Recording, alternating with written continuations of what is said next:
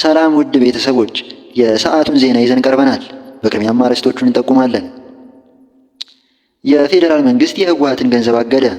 በቀጣይ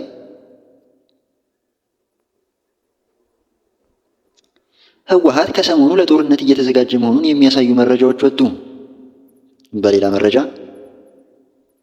የኦሮሚያ ክልል ፖሊስ ኮሚሽን በተለያዩ ምክንያቶች ከስራ ተለይተው የነበሩ የቀድሞ አባላቱ በድጋሚ ተቀላቅለው አገልግሎት እንዲሰጡ ጥሪ ያቀረበ።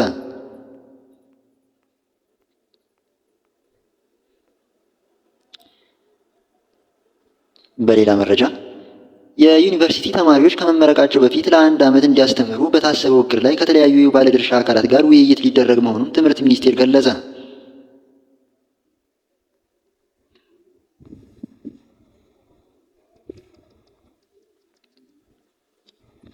ዶክተር ደብረጽዮን ገብረ ሚካኤልንና አቶ ጌታቸው አሰፋን ጨምሮ በ27 የህወሓት ባለስልጣናት፣ ጀነራሎችና ቤተሰቦቻቸው ላይ የፌዴራሉ መንግስት የገንዘብ እግድ ፈጸመ። የህወሓት የፖለቲካና ወታደራዊ አመራሮች የባንክ አካውንት እንዲታገድ የፍትህ ሚኒስቴር ለባንኮች የጻፈው ደብዳቤ ያሳያል። ለሁሉም ኢትዮጵያ ባንኮች በተጻፈው ደብዳቤው በሁሉም ዘርፍ የሚያደርጉት የገንዘብ እንቅስቃሴ ታግዶ እንዲቆይና ከፍርድ ቤትም ተጨማሪ ደብዳቤ እንደሚያቀርቡ ያትታል። በቀጣይ ህወሓት ከሰሞኑ ለጦርነት እየተዘጋጀ መሆኑን የሚያሳዩ መረጃዎች ወጡ።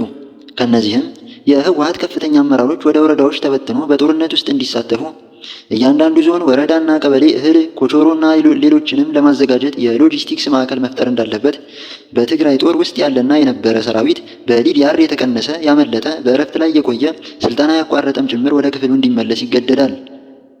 በእያንዳንዱ ወረዳና ቀበሌ ወጣቶችን ለጦርነት ለመቀስቀስ ኮታ ተመድቧል። ሁሉም የመንግስት ሰራተኞች በጦርነት ጉዳት ለደረሰባቸው የሕክምና 50% ደሞዛቸውን እንዲለግሱ ማድረግ፣ በተሃድሶና እንቅስቃሴ በሚያውቁ አካላት ላይ እርምጃ እንዲወሰድ እቅድ መያዙን የወጡ መረጃዎች ያመለክታሉ። በሌላ ዜና የኦሮሚያ ክልል ፖሊስ ኮሚሽን በተለያዩ ምክንያቶች ከስራ ተለይተው የነበሩ የቀድሞ አባላቱ በድጋሚ ተቀላቅለው አገልግሎት እንዲሰጡ ጥሪ አቀረበ። ይህ ጥሪ መደበኛ ፖሊሶችን፣ የልዩ ኃይል አባላትንና የቪአይፒ ጥበቃ ክፍሎችን የሚያካትት ሲሆን ምዝገባውን በ1 ሳምንት ጊዜ ውስጥ መጠናቀቅ እንዳለበት ታውቋል። ከዚህ በተጨማሪ ከአሁን በፊት በመከላከያ ሰራዊት ውስጥ ይሰሩ የነበሩ የሰራዊት አባላት ተመልሰው ለማገልገል ፈቃደኛ ለሆኑ የመከላከያ ሰራዊት አባላት የምዝገባ ማስታወቂያ እየወጣ እንደሆነም ተገልጿል። በቀጣይ የዩኒቨርሲቲ ተማሪዎች ከመመረቃቸው በፊት ለ1 ዓመት እንዲያስተምሩ በታሰበው እቅድ ላይ ከተለያዩ ባለድርሻ አካላት ጋር ውይይት ሊያደርግ መሆኑን ትምህርት ሚኒስቴር ገለጸ።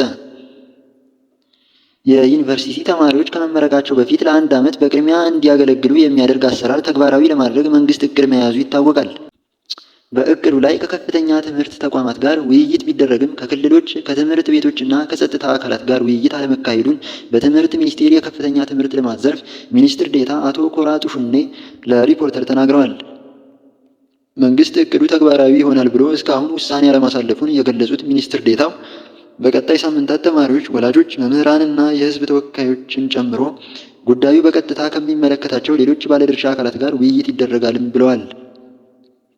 ከዩኒቨርሲቲዎች ጋር በተደረገው ውይይት ከሎጂስቲክስ እና ከአካዳሚክ ጉዳዮች ጋር እንዴት ይጣጣማል በሚለው ላይ ጥያቄ ከማቅረብ ውጪ ሀሳቡ ተግባራዊ ቢሆን እንደሚደግፉት መግለጻቸውን ጠቅሰዋል። ከውይይቱ በኋላ ሀሳቡ ለፓርላማ እንደሚቀርብና የራሱ የሆነ ተቋም ተቋቁሞለት ህግ ይወጣለታል ተብሎ እንደሚጠበቅ ሚኒስትር ዴኤታው አቶ ኮራ አስረድተዋል።